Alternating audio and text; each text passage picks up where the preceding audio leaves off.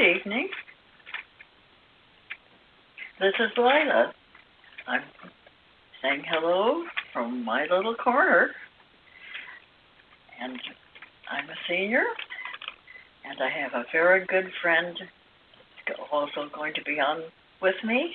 His name is Vals, and we're going to kind of reminisce today.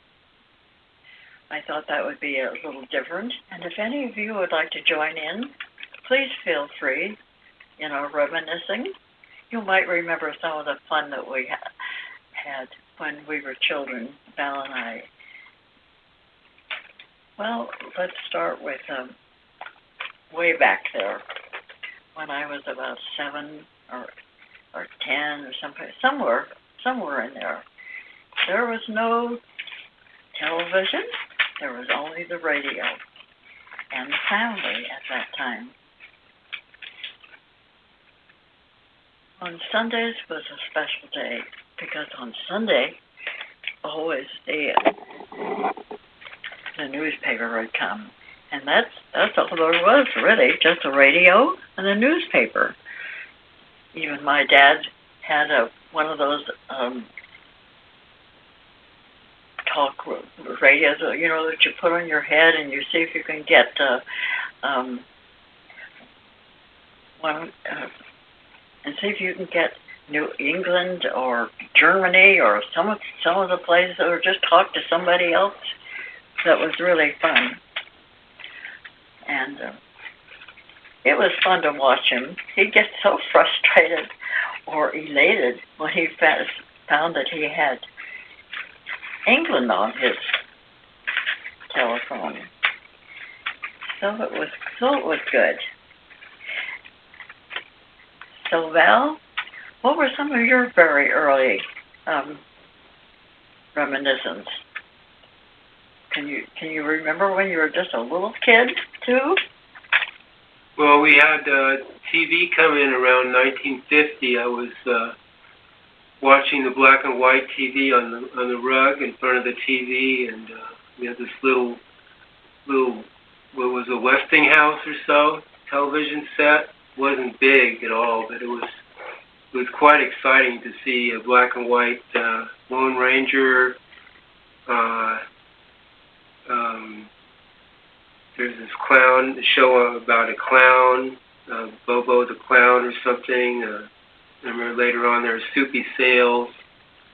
There's a lot of good TV shows in the beginning there in the 50s.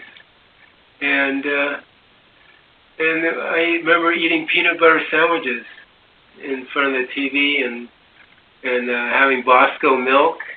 Remember Bosco? You had chocolate syrup, and you put it in your milk, and it would create a chocolate milk. And watch Soupy Sales on Saturday at noon with Big Fang and pie in the faces all the time. It was really quite nice. Yeah, those were the good old days, Lila. I remember those.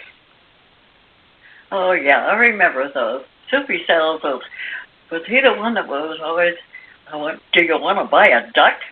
Is he the one? It may have been. I don't remember that. I always thought, well, maybe that was before your time. Maybe. Anyway, I go back even farther than that. There was Maggie and Jigs. These cartoons were really works of art. Really, they were. And then there was Blondie and the Bumsteads. I don't know.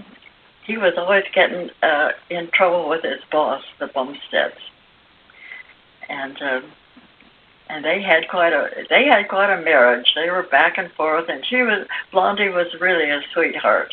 She would always console him because the boss would get mad at him, and then it was really quite interesting to see how they always make up and everything, and the boss would get so mad, but he really liked Bumstead too. So, and then of course there was Popeye the Sailor Man, and I'm sure he influenced a lot of children that they better eat their spinach because that makes you big and strong.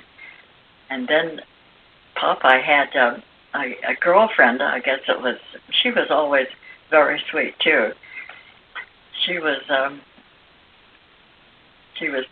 thin, very thin, just like a rail, and rather homely. And but she really was a savior to Popeye. She would always, edge him on and tell him that Wimpy was outside, and he wanted his hamburgers. He loved hamburgers. He couldn't eat enough hamburgers. And here came Popeye as he ate. He says, "You can't eat enough spinach, children. So eat your spinach and be strong like Popeye." I don't know whether that went over very big with the kids or not, but I guess they did eat it, maybe. Anyway, there was Popeye and Wimpy and, oh gosh, so many. And there, of course, I remember Tonto and the Lone Ranger. Oh, that was wonderful. They had, you could send away for messages from the Lone Ranger, and he would send you back a key or some kind of something that would help you to remember all the adventures that the Lone Ranger did. And that was fun to get something in the mail from the Lone Ranger yet. And then there was little Orphan Annie. Do you remember her? I do, yes. And Daddy Warbucks? No. Oh, he was a big man that saved little Orphan Annie, took her out of the orphanage, and gave her a home, and was the best. And he did a lot with Orphan Annie. She was, the little song was, "Bright eyes, cheeks of rosy glow, always on the go. Who do you see? Well, that's little Orphan Annie. Arf!" And that was her dog Sandy. And they always had lots of adventures and rescuing people. And then, of course, there was Flash Gordon.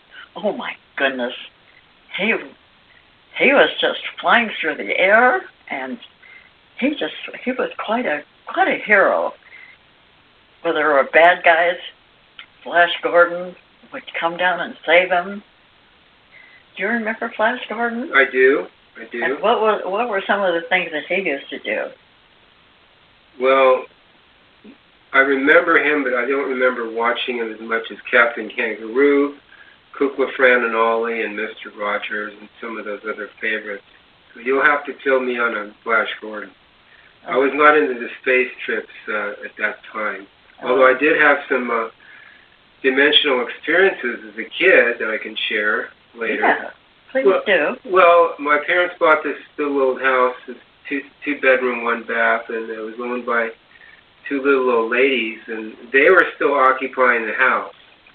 At nighttime, I could feel them and sometimes see them walking around because they didn't want to leave the house. Were they ghosts?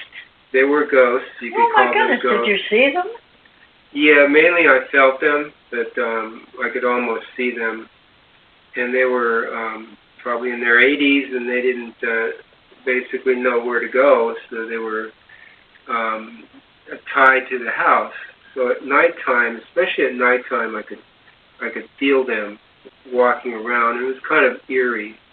It was a little scary for a little kid, an 8-year-old kid. Well, I guess so. Did they moan or? No, they didn't moan, but it was just kind of I'd have to be in the room with other people, or it was a little scary. Oh, yeah. And then the basement too was haunted. I'm not sure if they were down there, but we had a big basement where it was cold and damp, and it was pretty scary to go down there too. So it was dark. Yeah. Well, did it have a moldy odor? No, it was airy, but it was damp, and it was dark, and it was a little sketchy down there too. So that's one thing. And another thing, I remember lying in bed and I couldn't move. Sometimes my body felt so heavy. It was I couldn't move. It was between sleep state and dream state, and it was just like I was cement. I was like stuck in like a twilight zone. That's another memory I had as a kid. And so these are all lead-ups to when I became a seeker. I was in junior high, and I became a real seeker after something that was, bothering me, like what was going on here in this lifetime. So that's when it all started. But, I had a few experiences as a child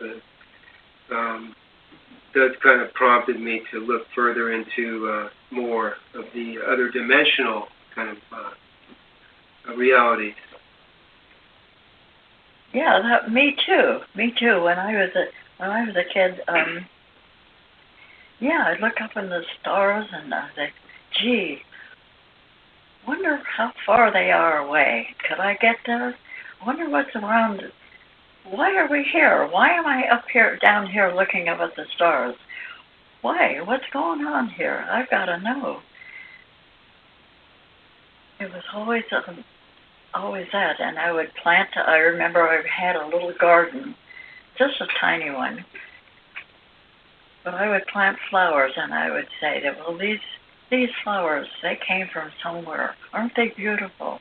Where did they come from? Why? What is the world like? Is it always like this in the other universes? There must be more. There must be more. So I was always looking and wondering what was going on, really.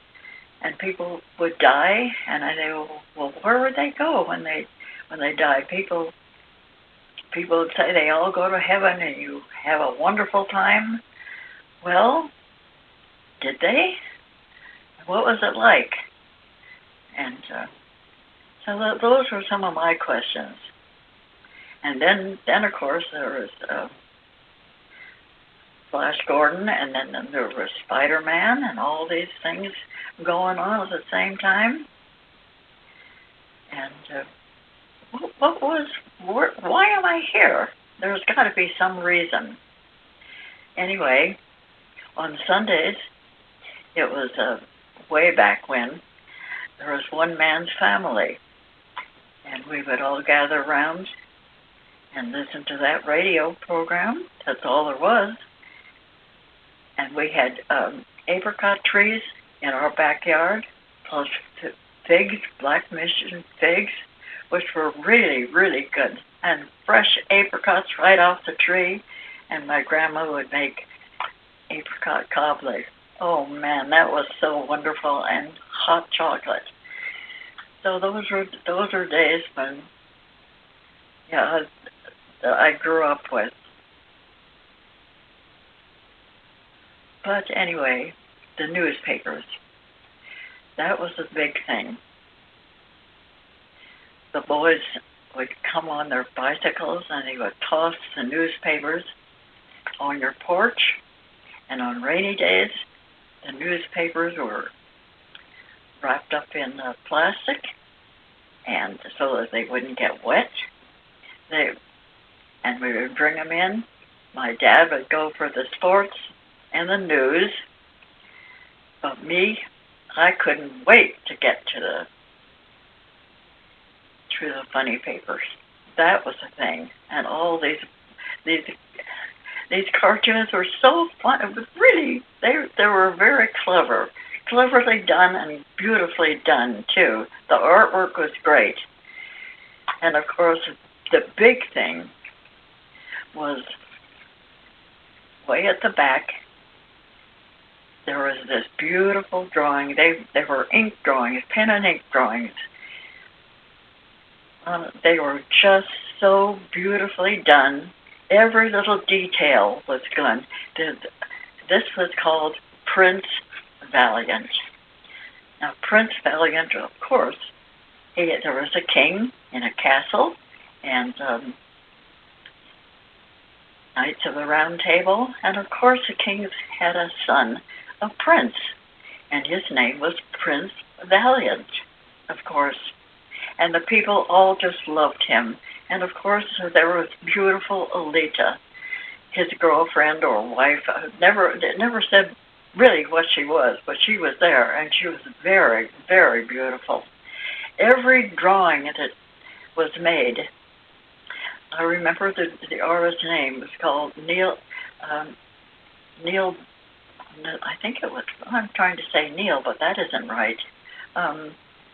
Anyway, her Brinkley was her last name.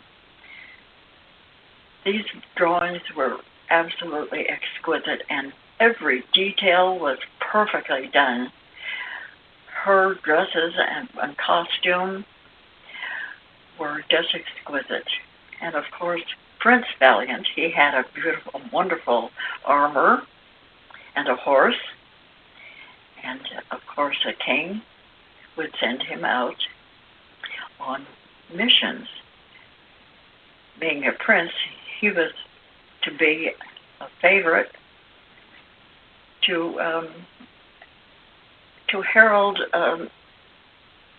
peace. And if war came, he would gather all his knights around, and they would fight to the end and come back victorious, of course, and to the king. And the king would have a big festival, and everyone would come and honor Prince Valiant. Sometimes the king would send him out to war, so that they really were victorious, and the peace would finally come to that village or wherever it was.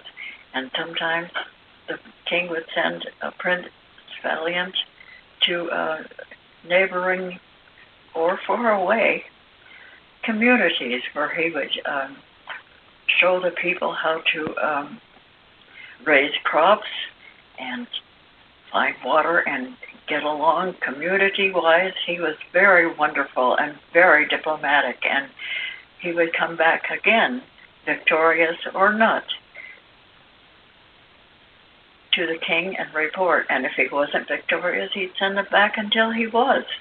And the people everywhere that Prince Valiant went, he was always welcome to the small communities, except, of course, when he was fighting to the death. And, of course, Prince Valiant was very brave and very handsome, of course, and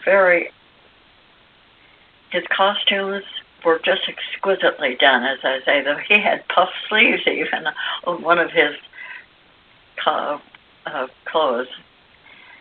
And there was Alita, as beautiful as anything you could possibly see in this kingdom.